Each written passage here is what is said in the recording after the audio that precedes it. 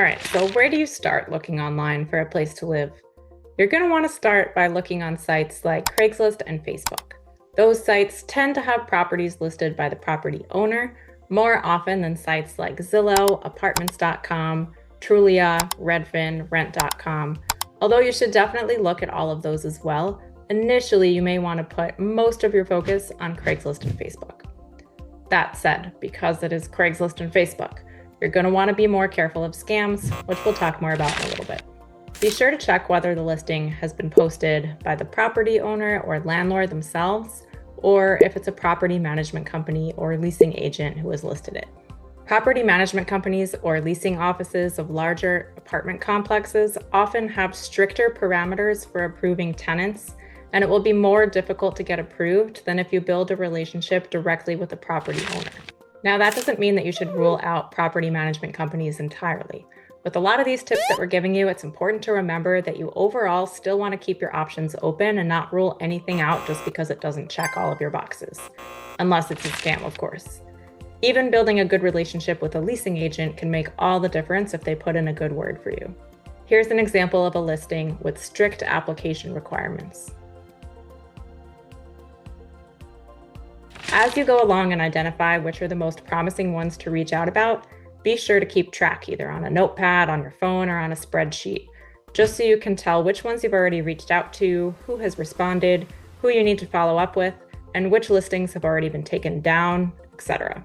While you're searching, of course, you'll have your ideal picture or living situation in mind, but you want to expand your search outside of that narrow criteria just in the beginning. Again, to keep your options open and make sure that you're not missing anything. For example, if you can find somewhere in the next town over, but it checks the rest of your boxes, perhaps it's worth considering. Or if you can find somewhere in the school district that you want, but it's only 2 bedrooms and not 3, maybe you can consider having your kids share a room. So it's all about finding a balance and knowing where you're willing to compromise. Even when it comes to something like pets, no one wants their furry friends to be the thing that gets compromised, and we understand that, but it's also important to understand that having pets significantly limits your options. So if you are willing to rehome them or have them stay with family for a period of time, that's something that we encourage our clients to consider. If it's not something that you're willing to consider, we do have some tricks up our sleeve that we'll share with you to help landlords feel comfortable renting to you, even with pets. You'll also want to start paying attention to things in the listing like credit check, income check, background check. For credit check, does it say if there's a minimum score requirement? Does it say what the minimum is?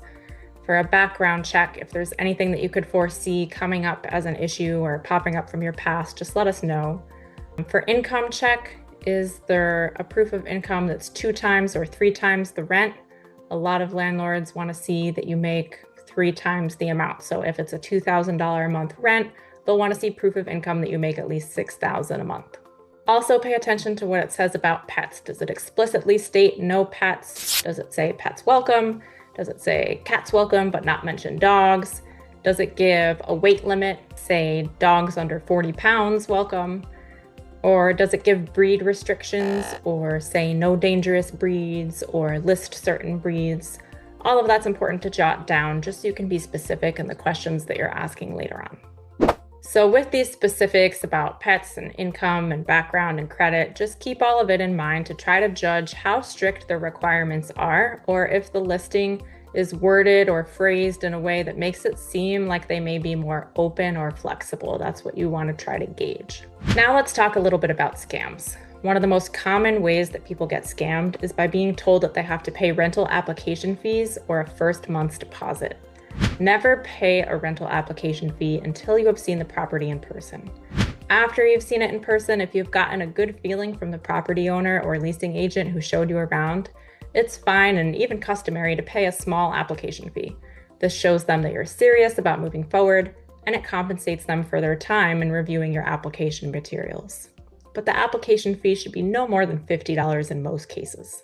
There are a few other ways that you can tell something's a scam, aside from them asking you for money too early in the process or asking you to send money to them without making a personal connection first. So how else can you tell if it's a scam? Well, if it's a Facebook Marketplace listing, one way is by looking at their Facebook profile. You can scroll down to their profile on the bottom right, then click on their name to see how many Facebook friends they have and when they created their account. If they created their account sometime in the last couple years, chances are very high that it's a scam, especially if they also only have 6 or 7 friends. Most people created their Facebook accounts before 2016.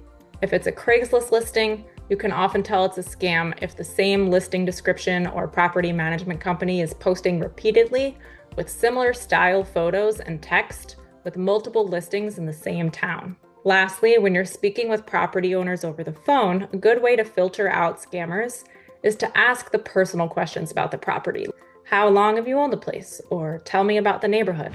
If they redirect you to fill something out online or seem to avoid your questions, it's cause enough for suspicion. Always be aiming the conversation at setting up a time to see the property in person. If they're not willing to show you the property, that's also cause for suspicion. In general, never give anyone any personal information, account information, credit card information, or anything like that, just to be on the safe side. Now you may be wondering how long this whole process is going to take. You want to reach out to as many options per day as you can. It could take reaching out to 20 or 30 places before you even get one person on the phone or have an opportunity to go see it in person. Now that's not necessarily the case, of course. You might talk to someone the very first time you give it a shot and get lucky, but it is very common to send a lot of messages on initial inquiries and not get many responses back.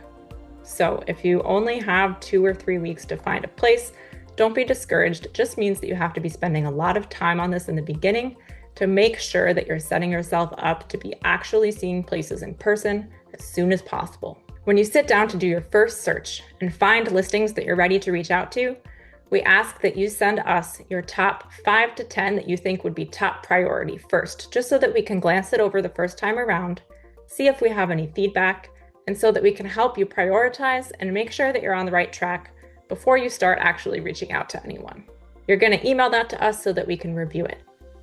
At this point, we'll also be pulling listings for you and sharing them with you. So you'll be reviewing the ones that we found. Sometimes we'll be pulling up some of the same ones that you're finding. There will be some times that you find ones that we didn't see on our end and vice versa. So it's good to have multiple eyes on it. 2 heads are better than 1, and it will be a team effort to continue to review each other's links. You may also find opportunities offline, out and about, so be sure to check bulletin boards and postings locally in the newspaper, hardware stores, convenience stores, the library. We've even had people find success just driving through town and noticing a for rent sign in a yard. Now at this point, your home search is our top priority, and it should be your top priority too. So try not to get anxious about moving or setting up the other services that we can help you with. That will come later. The home search process always comes first, because without somewhere to go or for things to be moved to, none of the rest really matters. So just like eating an elephant, this is a process of building a house brick by brick, following a path one step at a time. After home search is over and a lease agreement is signed and you have a move-in date set, the other services that we can provide can fall into place more quickly and easily. So after each of us does our initial dump of listings, sending links to each other's inboxes, and we talk it over, you can move on to watch the next video in this series to get some tips on reaching out to these property owners or management companies, so you can start sending some messages and learn the other tricks that we have up our sleeve. So go ahead and complete the homework now. Give it a shot and get online to search for rentals that fit your desired criteria, keeping any possible compromises in mind. Remember to focus on listings that seem like they fit well within what you're looking for, don't have strict requirements, and have no red flags as being a scam.